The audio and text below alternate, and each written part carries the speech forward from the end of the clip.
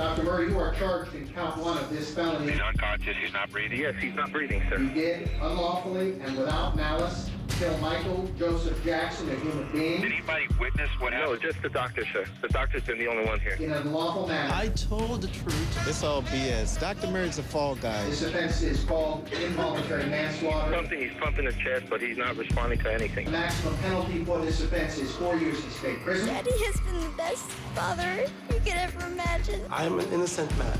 I therefore plead not guilty. Bridgette. Michelle Bella. Sade, Sade, Anding, Anding. My name's Nicole Alvarez. Now, did you meet him in a social setting? Yes. And the two of you formed a relationship? Yes. Did you meet him at a social type club? Yes. Were you working in the club? Yes. Did he give you his telephone number? Yes. Yes. Yes. Yes.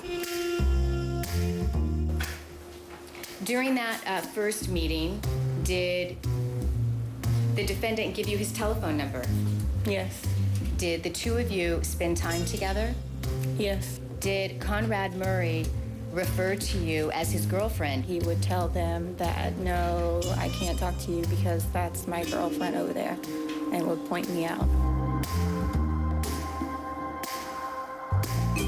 In March of 2009, did you give birth to a son? Yes. And that son's father is Conrad Murray. Is that accurate? Absolutely. As a professional actress, my daily duties consist of maintaining my instrument, going on several castings. When you refer to an instrument, what are you referring to? Myself. I see. Myself. As an actor, your instrument is yourself.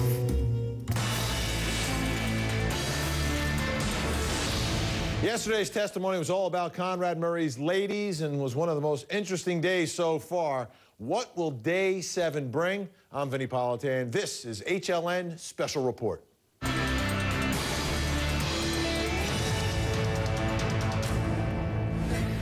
A parade of Dr. Murray's women on the stand. 3 women he was somehow involved with testified yesterday. And while it was fascinating to listen to and look at, all these women did serve a purpose, a very important purpose for the prosecution. They want to show the jury that Conrad Murray was busy with them when he should have been watching and taking care of his patient, Michael Jackson. And we expect more shocking testimony today.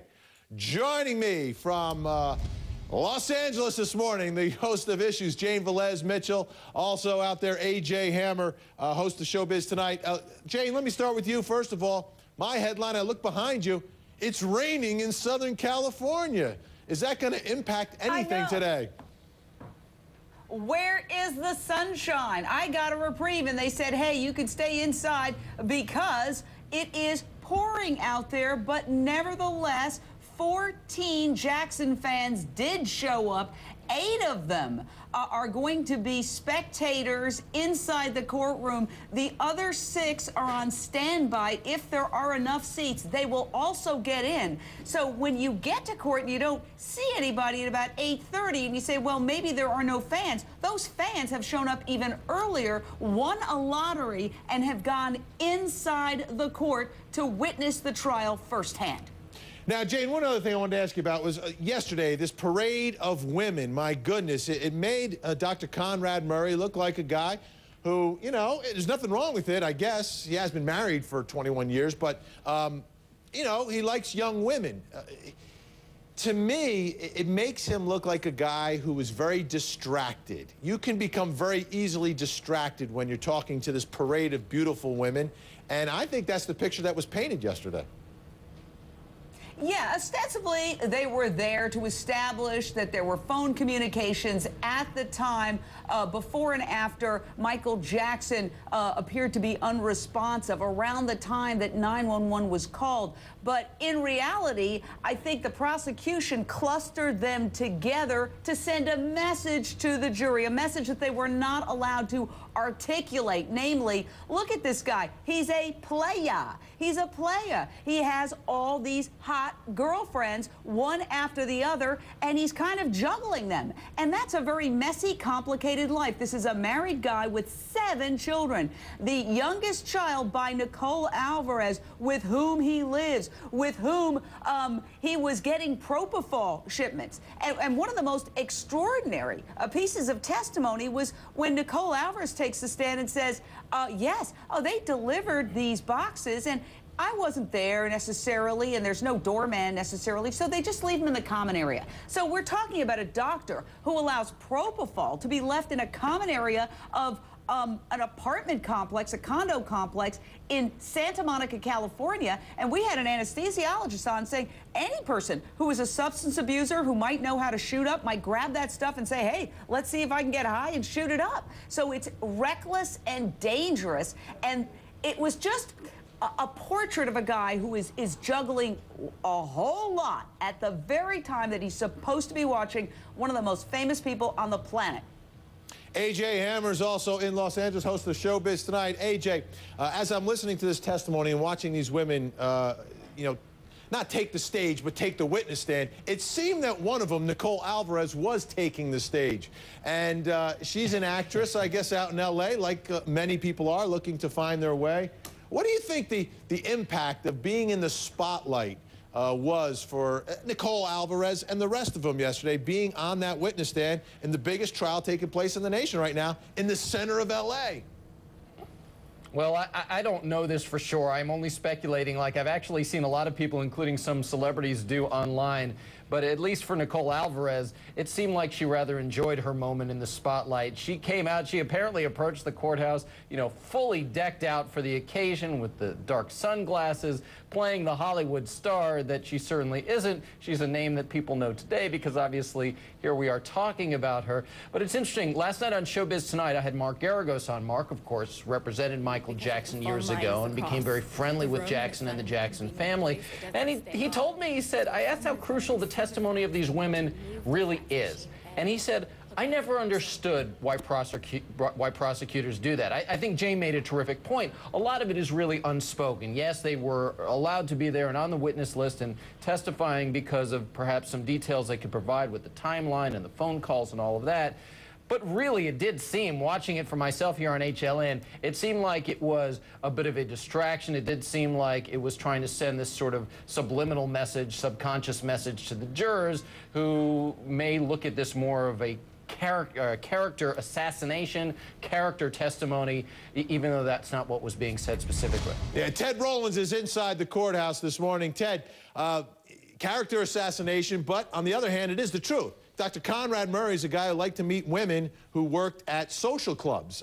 In New Jersey, we call them something different, but on the witness stand in L.A., they call them social clubs.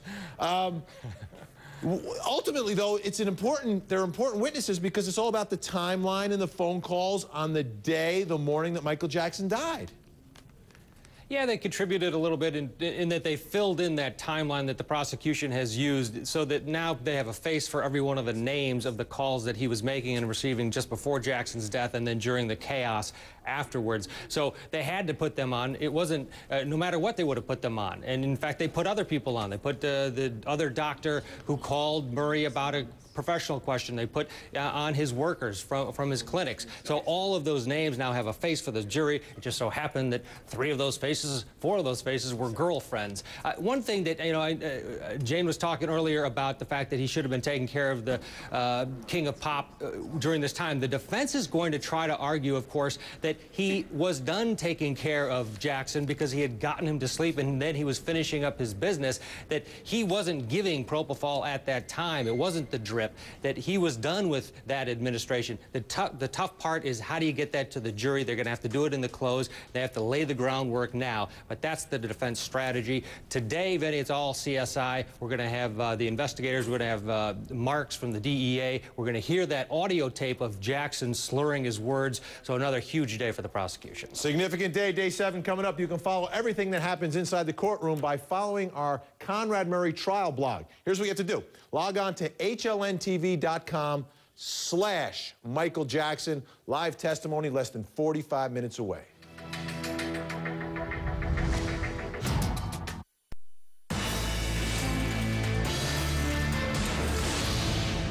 It's a scene outside the courtroom every day. If you want to get some behind-the-scenes information about what's happening out here, some pictures that I take, you got to follow me on Twitter. It's easy. It's my name, @Vinnie Politan. Follow me on Twitter. I'll give you all the information, what's happening inside and, of course, outside of the courthouse.